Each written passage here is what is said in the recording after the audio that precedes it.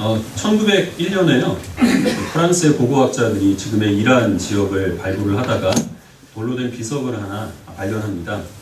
이제 함무라비 법전인데, 함무라비 법전은 고대 바벨로니아의 함무라비 왕이 그때 제정한 그 법을 돌에 비석, 그 돌에다가 새겨 놓은 것입니다. 한때 이제 그 인류의 가장 오래된 이제 성문법으로 그렇게 인정을 받았는데, 이제 그 이후에 더 오래된 그런 성문법들이 이제 발견되어서 밀리기는 했는데요. 그 내용이 굉장히 자세하고 그리고 구체적이어서 고대 사람들이 어떻게 살았는가 하는데 이제 많은 그 단서를 이제 제공해 줍니다. 그런데 그 함무라비 법전의 내용과 모세를 통하여 하나님께서 선포하신 구약의 율법 가운데 상당한 유사성이 이제 발견되었습니다. 근데 문제가 뭐냐 하면 모세의 율법보다 이 함무라비 법전이 약 200년 정도 먼저 기록되었다는 것이죠. 그래서 많은 학자들은 그 모세의 율법은 하나님께서 모세에게 계시로 주신 율법이 아니라 모세가 그 당시에 이미 만연해 있었던 그런 여러 가지 그 법들을 이스라엘의 상황에 맞게 수정하여서 반포한 것에 불과하다. 이제 이렇게 해석을 하게 됩니다. 믿지 않는 사람들이야 그렇게 생각하는 것이 당연하겠지만 우리 그리스도인들은 함무라비 법전과 그리고 율법이 유사하다는 것에 대해서 이상하게 여길 필요가 없습니다. 하나님께서는 모든 사람을 하나님의 형상대로 창조하셨습니다. 죄로 인해서 타락했지만 그러나 하나님의 그 형상대로 창조된 사람들은 하나님을 닮아서 도덕과 윤리에 대한 그런 인식이 있죠. 무엇이 옳고 무엇이 그른지를 압니다. 그것이 바로 양심인데 이스라엘 백성들에게는 그 무엇이 옳고 그른지를 아는 그런 하나님의 그 성품에 따른 그런 그 분별력이 율법이라고는 구체적인 형태로 주어졌지만 율법을 받지 못한 이방인들에게는 양심으로 주어진 것이죠. 그래서 그 양심에 따라서 법을 만들고 그것을 발전시켜 나가는 것이 그것이 바로 이제 법체계가 되는 것이고, 그래서 비슷한 시기에 살았던 그리고 같은 지역에 있었던 사람들 사이에 그 율법과 양심을 주신 한 분 하나님으로부터 나온 그 지혜에 따라서 그 법체계와 율법이 유사한 것은 그것은 당연한 일이고, 그 둘 사이에 차이가 있으면 그게 오히려 이상한 일이죠.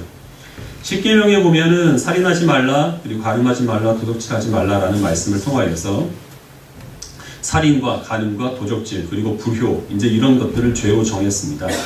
그러나 이 십계명과는 상관없는 문화적으로도 그리고 시기적으로도 멀리 떨어진 대부분의 문화권에서도 살인죄 그리고 도둑질 또한 간음 또 불효 이런 것들은 공통적으로 죄로 정하고 있다는 것이죠. 그것이 의미하는 바가 무엇이냐면 율법과 양심은 한 분 하나님께로부터 나온 것이고, 그것이 이 각 사람의 살아가는 그 삶의 환경에 따라서 다르게 적용되었을 뿐이다 라는 것을 드러내는 하나의 증거가 되는 겁니다. 오늘 바울이 로마서에서 하는 말씀이 바로 그것입니다. 바울은 율법이 없는 자는 율법이 없어서 망하고 율법이 있는 유대인들은 그 율법을 지키지 못함으로 인해서 심판을 받는다, 이렇게 말씀하고 있습니다. 우리가 지난주에 읽었던 말씀에서 하나님은 행함대로 보응하신다라고 말씀하셨는데, 그 보응의 기준은 유대인들에게 있어서는 율법이죠. 율법을 지키지 못하면 그들은 심판을 당합니다. 근데 이방인들은 억울할 수 있죠. 이방인들은 율법을 들은 적이 없습니다. 근데 율법을 들은 적도 없는 자신들이 율법을 지키지 못했다는 이유로 하나님께 심판을 받아야 한다. 몰라서 지은 죄인데 어찌 그 죄에 대해서 하나님께서 죄값을 물으실 수 있는가, 이렇게 항변할 수 있는 겁니다. 거기에 대한 답을 지금 바울이 하고 있는 것이죠. 하나님께서 유대인들에게 율법을 주셔서 무엇이 옳고 무엇이 그른지, 무엇을 해야 하고 무엇을 하지 말아야 될지를 그들에게 알려주셨던 것처럼 하나님께서는 율법이 없는 이방인들에게도 양심을 주셔서 무엇이 옳고 무엇이 선한지, 또 무엇을 행하고 또 무엇을 행하지 않아야 하는지를 알게 해주셨다는 겁니다. 만약에 유대인들이 그 율법을 충실하게 잘 지키면 그들이 그 율법을 준수하는 것으로 인하여서 구원을 받을 수 있었던 것처럼 이방인들도 자기의 그 양심의 목소리에 귀를 기울여서 양심대로 충실하게 살아간다면 그 선한 행위로 인하여서 구원을 받을 수 있다라고 바울이 얘기하고 있는 거죠. 그래서 어떤 사람들은 바울이 지금 하고 있는 이 이야기가 신앙과는 상관없이 세상을 도덕적으로 선하게 그렇게 살아가는 사람들, 예를 들면 석가모니나 간디나 우리나라의 세종대왕과 같은 성인으로 추앙받는 사람들은 예수 그리스도를 믿지 않았지만 그들의 선한 행실로 인하여서 구원을 받을 수 있다고 바울이 여기서 말하는 것이다, 이렇게 이 부분을 해석하는데요. 그렇게 이것을 이해하게 되면 지난주 말씀드린 대로 성경을 읽다가 마른 겁니다.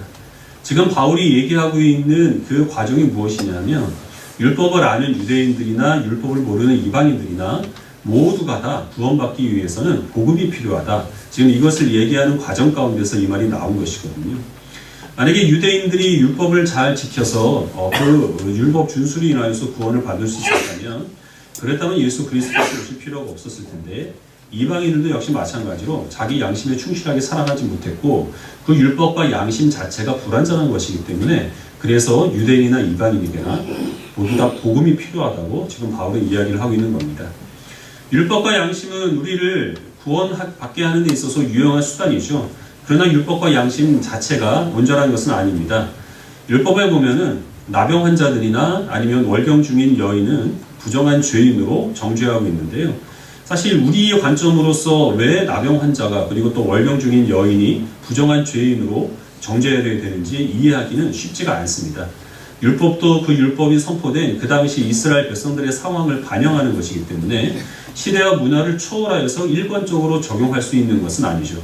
그래서 예수님께서는 그 율법 조항 하나하나에 매이지 말고 그 율법을 선포하신 하나님의 의도가 무엇인지를 이해하라라고 그토록 강력하게 호소를 하셨던 겁니다. 양심도 마찬가지인데요. 사람이 양심껏 살아가면 구원을 받는 것은 맞지만 문제가 무엇이냐면 양심이 온전하지 못하다는 것이죠. 나는 너무 착해서 굳이 예수님을 믿지 않아도 나는 얼마든지 천국에 갈 수 있다. 이렇게 생각하는 사람이 있다면 자기를 너무 과대평가하는 겁니다. 주변 사람들의 평을 들어보면 실제로 그가 그렇게 양심적이지 않을 가능성이 굉장히 많은 거죠. 자기 자신에 대한 기대의 수준이 낮기 때문에 이만하면 나는 착하다 그렇게 스스로 안심해버리고 마는 것입니다. 실제로 그가 다른 사람과 비교해 봤을 때 지극히 도덕적으로 그리고 선하게 산다고 하더라도 그것으로 사람이 구원받을 수는 없습니다. 왜냐하면 사람들은 다 부분적으로만 도덕적이고 부분적으로만 윤리적이기 때문입니다. 지난번에 말씀드린 버트란트 러셀이라고 하는 그 무신론자 철학자는 정말 양심적인 사람이었습니다. 이 사람은 자기 신념에 의하면 전쟁은 악한 것이라는 확신이 있어서 감옥에 갇히면서까지 그는 반전운동에 적극적으로 뛰어들었습니다. 그렇게 양심적인 사람인데 그러나 한쪽에서는 이 가정적으로 수많은 불륜을 저질러서 많은 사람들에게 고통을 주면서도 그것이 전혀 이 양심에 거리끼는 악한 일이라고 하는 인식이 없이 살아갔던 것이죠.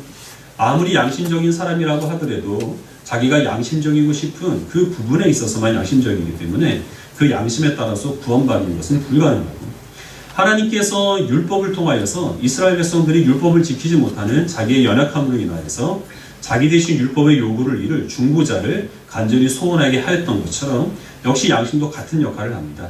양심적으로 살아서 내가 선하게 살았기 때문에 천국 간다라는 확신을 주기 위해서 하나님께서 모든 사람에게 양심을 주신 것이 아니라 양심은 있지만 그 양심이 요구하는 선한 행위를 자신이 행할 수 없는 것으로 인하여서 그래서 자기를 도울 중보자로 우리를 인도하게 하시기 위해 하나님께서 우리들에게 양심을 주신 겁니다. 근데 문제가 생겼는데요. 그 문제가 무엇이냐면 양심 자체가 변질되고 있다고 하는 것이죠. 미국에서 일어난 일인데요. 어떤 사람이 두 사람을 죽였습니다. 두 사람을 고의적으로 살해를 했기 때문에 최소한 종신형에 처해져야 하는데 변호인이 무엇이라고 변호를 했느냐 하면 이 사람이 평소에 초코바를 너무 많이 먹어서 이성적인 능력을 상실해서 그래서 정신이 나간 상태에서 범죄한 것이기 때문에 그 죄값을 이 사람에게 물을 수가 없다. 이렇게 변론을 했습니다. 그리고 그 증거로 인스턴트 음식을 과다 섭취를 했을 때 정신적인 능력이 떨어진다는 그런 연구 결과를 제시를 했어요. 근데 재판부는 그걸 받아들였습니다. 그래서 이 사람은 몇 년 되지 않아서 감옥에서 풀려날 수가 있었던 겁니다. 또 어떤 사람은 8명의 아이를 죽이고 2명의 여인을 죽였습니다. 이거는 기록에 남을 연쇄살인범이죠. 근데 이 사람도 역시 마찬가지로 몇 년 감옥에서 살지 않고 석방될 수 있었는데 그 이유가 무엇이냐면 이 사람은 마약 중독자였습니다. 그래서 범행을 저지를 그 당시에 마약에 중독된 상태에서 극심한 절망과 환각으로 인하여서 자기도 모르는 사이에 이 범죄를 저질렀기 때문에 그 죄값을 이 사람에게 물을 수가 없다. 이런 판결이 나온 것이죠. 우리나라도 비슷합니다. 술 취한 상태에서 저지른 범죄는 심신미약 상태에서 저지른 범죄이기 때문에 형량이 감경되게 되죠. 나영이 사건으로 유명한 조두순이 바로 이제 거기에 해당하는 경우고 이제 얼마 안 있으면 출소를 하지 않습니까? 누군가가 저지른 범죄로 인하여서 피해를 입은 사람이 있습니다. 아주 막대한 피해를 입었죠. 그런데 그 피해를 입힌 그 어떤 사람도 그 죄에 대한 대가를 지불하지 않습니다. 그 대신 인격도 없고 감옥에 갇혀서 그 죄값을 치를 수도 없는 촉법화나 아니면 마약과 같은 그런 것에 죄를 떠넘기고 있는 것이 오늘날의 현실입니다. 때로는 가해자와 피해자가 서로 뒤바뀌는 경우도 있는데요. 역시 이제 미국에서 일어난 일인데 어떤 사람이 상점에 들어가서 강도짓을 합니다. 그 주인이 목숨의 위협을 느끼니까 그리고 자기의 재산을 보호하기 위하여서 총을 쏘았는데 그 총에 그 강도가 맞아서 전신 마비가 오게 됩니다. 법원에서 어떤 판결을 내렸느냐 하면 총 맞아서 온몸이 마비된 강도에게 상점 주인이 거액을 배상하라 라는 판결이 나오게 됐습니다. 왜냐하면 이 사람이 강도짓을 한 것은 이 사회가 이 사람을 가난하게 만들어서 강도짓을 하도록 내몰았기 때문인데 이 상점 주인은 이 가난하게 된 강도를 불쌍히 여기지 않고 그에게 총을 쐈기 때문에 그래서 그 죄값을 이 상점 주인이 치러야 한다. 이제 이런 희한한 판결이 나오게 된 겁니다. 그렇게 돼서 이 강도는 죄값을 치르지 않았고 오히려 그 상점 주인에 의하여서 거액을 이제 배상받게 되었는데 그 판결이 나오고서 몇 개월 되지 않아서 이 강도는 휠체어를 탄 채로 또 다른 강도 행각을 벌이다가 체포되었습니다. 그 사람이 강도짓을 한 것은 가난 때문에 어쩔 수 없이 강도짓을 하도록 내몰려서가 아니라 원래 악한 사람이었기 때문에 강도짓을 한 것이죠. 하나님께서 우리들에게 양심을 주신 이유는 무엇이 선하고 무엇이 악한 것인지를 분별하여서 악한 일을 하지 말고 선한 일에 힘쓰도록 그 양심을 준 겁니다. 그러나 과거에 유대인들을 미혹해야 해서 하나님이 주신 그 율법을 변질하게 함으로 그래서 그 율법을 어겼다는 그 이유로 예수 그리스도를 죽이게 했던 그 사단은 오늘날 우리들에게 그 양심을 변질시키도록 그렇게 역사합니다. 그래서 선과 악의 기준을 흔들리게 만들고 그래서 엉뚱한 촉법화와 같은 그런 인격도 없는 것이 모든 잘못을 뒤집어 쓰는 일이 발생하게 되었고 자기의 재산을 지키기 위하여서 총을 쏜 그 사람은 강도를 불쌍히 여기지 않았다는 이유로 오히려 그가 죄값을 묻게 되는 이런 이상한 현상이 발생하고 말았다는 겁니다. 이 양심이 흔들림으로 인하여서 하나님께서는 그 양심을 통하여 우리로 하여금 예수 그리스도께로 인도하시기를 원하셨는데 그러나 더 이상 그 양심이 그 기능을 하지 못하니 사람들이 양심으로 인하여서 예수 그리스도께로 나오는 일들이 현저하게 줄어들게 된 것이죠. 우리가 복음의 능력을 회복하기 위하여서는 이 죽어있는 양심을 다시 한번 우리 속에서 새롭게 할 필요가 있다는 것입니다. 우리 성경 말씀을 한 구절 보겠는데요. 사무엘하 12장입니다.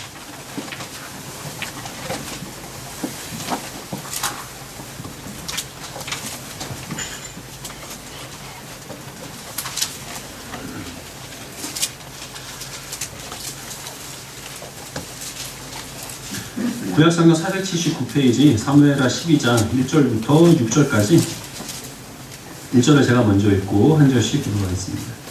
여호와께서 나단을 다윗에게 보내시니 그가 다윗에게 가서 그에게 이르되 한 성읍에 두 사람이 있는데 한 사람은 부하고 한 사람은 가난하니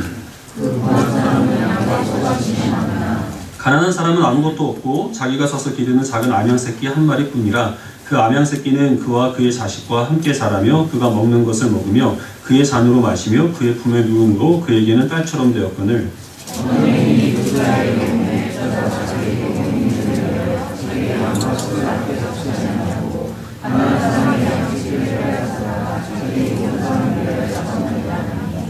다윗이 그 사람으로 말미암아 노하여 나단에게 이르되 여호와의 살아계심을 두고 맹세하노니 이 일을 행한 그 사람은 마땅히 죽을 자라. 그가 불쌍히 여기지 아니하고 이런 일을 행하였으니 그 양새끼를 4배나 갚아 주어야 하리라 한지라. 아멘. 우리가 잘 알고 있는 본문이고 설교 중에도 여러 번 인용한 적이 있어서 여러분들 내용을 잘 파악하고 계실 줄 압니다.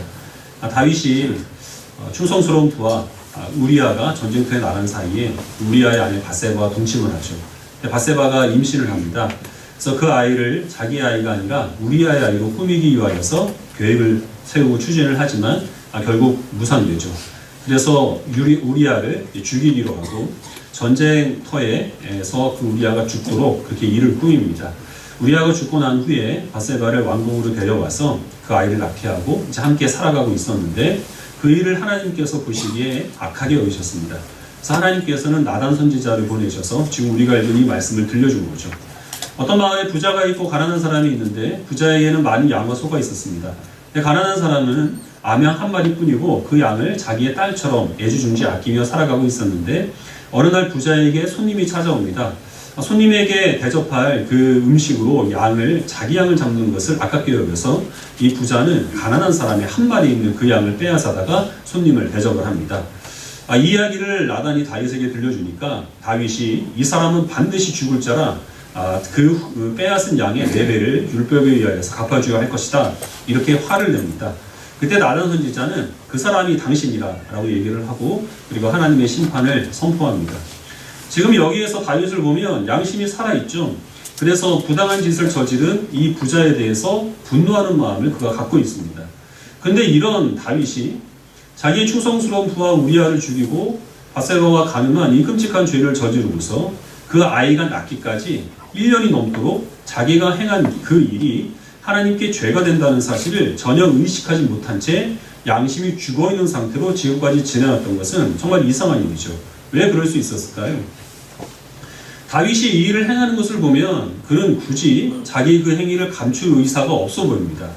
밧세바를 데리고 올 때도 자기가 직접 가서 데리고 오는 것이 아니라 사람을 시켜서 밧세바에 대해 알아보게 하고 사람을 시켜서 밧세바를 불러옵니다. 우리아를 죽일 때도 자기가 은밀하게 죽인 것이 아니라 요압을 시켜서 우리아를 죽입니다. 무슨 의미냐 하면 다윗은 내 행위가 드러나서 그것 때문에 자기가 망신당할 것에 대한 그런 두려움은 전혀 없었다는 것이죠. 왕이기 때문에 주변에 있는 다른 왕들도 다 그렇게 하기 때문에 이 일 자체가 잘못됐다는 의식이 전혀 없던 상태였습니다. 다윗이 지금 두려워하는 것이 무엇이냐면 밧세바의 신상입니다.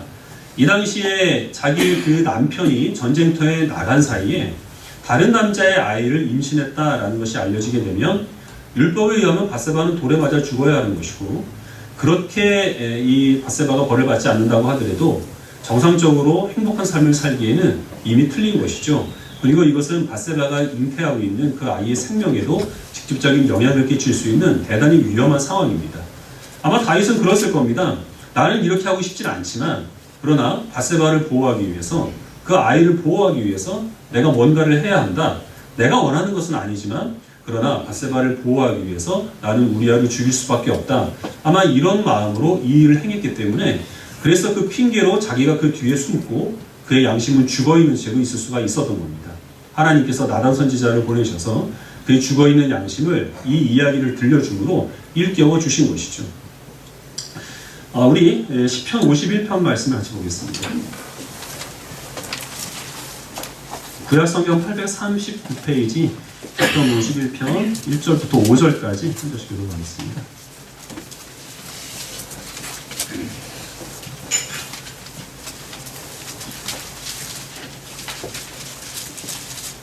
시편 51편 1절을 제가 먼저 읽겠습니다.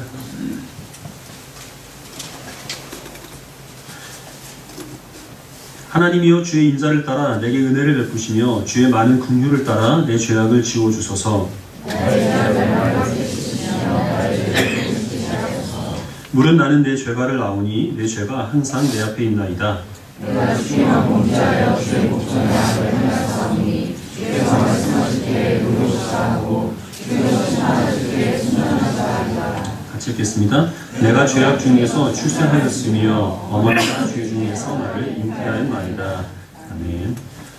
우리가 말씀 듣기 전에 찬송으로 불렀던 그 시편 말씀인데요. 다윗이 선지자 나단에 의해서 책망을 받고 난 후에 하나님께 회개하며 불렀던 찬송시입니다. 여기서 다윗은 자기가 왜 그런 파렴치한 죄를 저지르면서도 그것이 죄인지를 모르고 살아갔는지 그 이유를 하나님께 고백합니다. 왕이기 때문에 해야 될 일이 너무나 많고 스트레스가 너무 쌓여가지고 뭔가 해소할 게 필요했거나 아니면은 어렸을 때부터 이 사울에게 쫓겨다녔던 그때의 트라우마가 지금까지 자기를 괴롭혔기 때문에 그래서 내가 이런 일을 저질렀다. 이렇게 핑계대지 않고 있죠. 내가 죄인으로 태어났기 때문에 그래서 나는 죄를 범할 수밖에 없습니다. 죄인으로 태어난 내가 소가 초식동물로 태어나서 풀을 뜯어먹는 것이 당연한 것처럼 사자가 육식동물이기 때문에 고기를 먹는 것이 당연한 것처럼 나는 죄를 저질 수밖에 없는 무능한 죄인이라는 사실을 하나님 앞에 겸허하게 인정을 하고 있습니다. 뒤에 이어지는 6절부터 12절까지 또 한 절씩 읽어가겠습니다. 보소서 주께서는 중심이 진실함을 원하시오니 내게 지혜를 은밀히 가르치시리이다.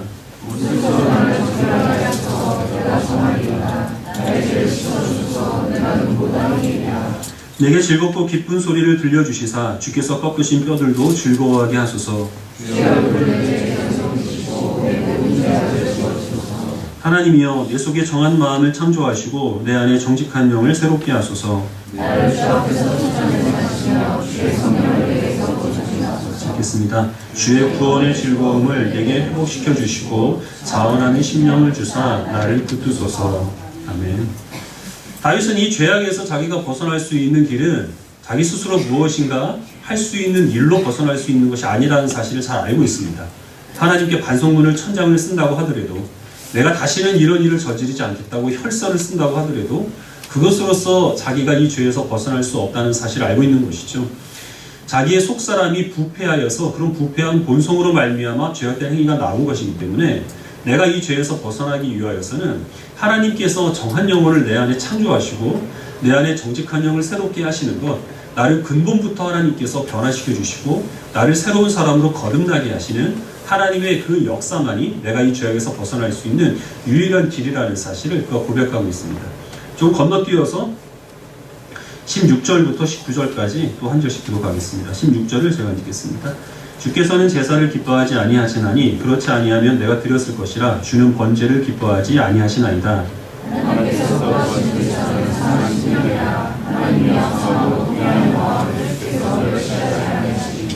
주의 은택으로 시온의 선을 행하시고 예루살렘 성을 쌓으소서. 그때 주께서 의로운 제사와 번제와 온전한 번제를 기뻐하시니 그때의 그들이 수수를 주의 제단에 드리리이다. 아멘. 다윗은 하나님께서 원하시는 것이 온전한 행실이 아니라는 것을 너무나 잘 알고 있습니다. 만약에 하나님께서 바른 행실, 완벽한 행실을 그에게 원하신다면 다윗은 절망할 수밖에 없죠. 왜냐하면 또 죄를 범할 것이 뻔하기 때문에 그렇습니다. 그러나 하나님께서 원하시는 것은 어떤 종교적인 행위나 아니면 그 행위의 온전함을 원하시는 것이 아니라 자기가 죄를 지을 수밖에 없는 연약한 죄인임을 알고 자기가 행한 죄가 하나님 앞에서 하나님을 슬프시게 만드는 그러한 어긋난 행위라는 것을 알아서 상한 심령으로 주님께 나오는 것, 하나님은 그것을 원하신다는 것을 알기 때문에 그래서 다윗은 안심할 수가 있는 것이죠. 그리고 하나님을 찬송할 수가 있는 겁니다. 지금은 연약하지만, 그래서 온전한 제사를 주님께 드릴 수 없지만, 그러나 하나님께서 하나님의 나라를 온전히 완성하실 그날에 온전한 행실이 되어서 하나님께 바른 제사를 드릴 그날이 있음을 바라보는 소망 가운데 살아가기를 다짐하면서 다윗은 이 회개의 시편을 마무리하고 있습니다. 자녀들이 무엇인가 좀 이상한 행동을 해서 이해되지 않는 일을 해서 불러다가 너 왜 그랬어? 라고 물을 때면 저는 제가 천재를 낳은 것이 아닌가 하는 그런 생각을 가집니다. 정말 기상천외한 이유가 있죠. 이래서 이랬다, 저래서 이랬다, 지금 막 하려고 했다 하는 그런 이야기를 들으면 얘는 천재가 분명하다 이런 생각이 듭니다. 근데 하나님 앞에서 우리의 모습이 사실 그 모습이죠. 모든 사람들은 자기가 행한 그 일에 대해서 모두 다 이유가 있습니다. 다윗이 밧세바를 보호하기 위해서 우리아를 죽일 수밖에 없었던 것처럼, 초코바를 많이 먹어서 사람을 죽일 수밖에 없었던 것처럼 우리들도 다 우리가 행하는 그 모든 일에 대한 이유가 있습니다. 그러나 그 모든 이유들이 다 하나님께서 보시기에 합당한 것은 분명히 아니라는 사실을 우리는 분명히 기억하고 살아야 합니다. 우리가 누군가에게 너 왜 그랬어? 라는 그런 책망을 들을 때에 우리들은 내가 술에 취해 그랬어, 스트레스가 심해서 그랬어, 트라우마 때문에 이런 핑계를 댈 이유가 없습니다.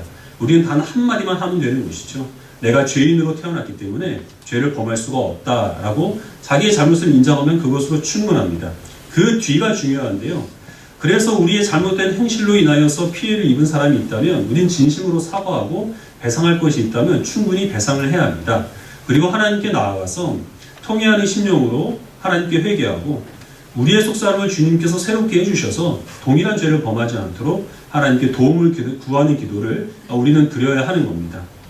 어렸을 때 신앙생활을 한 지 얼마 되지 않았을 때 교회에서 어르신들이 대표 기도를 할 때마다 계속 반복해서 하시는 말씀이 있었는데요. 그때는 그것을 이상하게 여겼습니다. 어떤 기도였느냐면 알고도 지은 죄, 모르고도 지은 죄 다 용서해 주시고 이런 기도를 드리셨어요. 저는 정말 저분들은 기도를 참 편하게 하신다. 저렇게 기도하면 빠져나갈 죄가 없잖아. 이렇게 생각을 했거든요. 그런데 그 기도는 일일이 회개하기 싫어서 뭉퉁그려서 그렇게 하나님께 회개를 드리기 위하여서 편하게 기도한 것이 아니고, 지금 와서 생각을 해보니 정말 자신이 어떻게 한다 하더라도 죄를 범할 수밖에 없는 무능한 죄인이기 때문에 자기가 행한 그 모든 일에 대해서 하나님께 용서를 구하는 겸허하는 마음으로 하나님께 나아오는 참된 기도라는 사실을 알게 되었습니다. 그것은 당신 잘못이 아니다. 이거는 미국에서 큰 인기를 끈 책의 제목입니다. 그 책에 의하면 죄의식이라고 하는 것은 건강하지 못한 감정이어서 누군가 당신의 그 잘못을 탓한다면 무슨 수를 써서라도 어떤 수단을 동원해서라도 스스로 합리화시켜라. 그렇게 하는 것이 건강한 자아상을 갖게 해서 세상을 행복하게 하는 비결이다. 이런 내용이 담겨 있습니다. 혹시 그런 것을 기대하면서 이 자리에 나오셨다면 잘못 나오신 겁니다. 하나님께서는 하나님의 말씀과 기도를 통하여서 너희들은 괜찮은 사람이다. 이런 말씀을 하시질 않습니다. 오히려 다른 사람들이 다 행하는 것이기 때문에 내가 아무렇지도 않게 행하는 그 일, 그리고 또 다른 사람들에게 어떤 피해를 끼치지도 않을 은밀한 생각들, 그런 것들 가운데서도 잘못된 것이 많이 있다고 하나님은 우리를 정죄하시기 위하여서 이 자리에 부르셨습니다. 그러나 하나님이 우리를 정죄하시는 이유는 죄의식에 빠져서 우리를 고통스럽게 하기 위함이 아니라 그 죄를 용서하시는 하나님의 은혜를 알게 하시기 위해서입니다. 우리의 힘으로 빠져나갈 수 없는 이 죄악의 수렁텅이로부터 우리를 건져 거룩하게 변화시키기 위하여서, 그래서 하나님께서는 우리의 양심을 깨워주시고 그리고 하여금 죄에 대한 인식을 갖도록 지금 이 시간도 역사하신다는 사실을 기억하시기를 바랍니다. 잠자리에 드실 때마다 하루의 일과를 돌아보시고 하루에 그 했던 일들 중에서 하나님 앞에 잘못된 것이 있으면 그냥 넘어가지 마시고 그 일에 대해서 아파하는 심령을 가지고 회개하는 기도를 드리신 후에 잠자리에 드시기를 바랍니다. 예배하기 위해서 하나님께 나아올 때 우리가 하나님께 온전한 제사를 드릴 수 없는 무등한 죄인임을 기억하시고 한 주간의 삶 동안에서 이 예배를 드리기에 합당하지 못한 자신의 잘못들 합리화하지 마시고 그것을 먼저 회개하시면서 그리고 예배를 드리시는 성도들이 되시기를 바랍니다. 우리의 모든 그 어떤 잘못이라고 하더라도 예수 그리스도께서는 그 모든 죄악들을 우리 대신 십자가에서 그 대가를 치르셨음을 기억하시고 그 그리스도의 사랑에 감사하시면서 우리의 상한 심령을 원하시는 하나님, 우리의 속사람을 변화시키시는 그 하나님의 은혜 가운데 모든 죄악과 싸우고 이겨 승리하는 그리스도인들이 되시기를 주님의 이름으로 축원합니다. 아멘. 기도하겠습니다.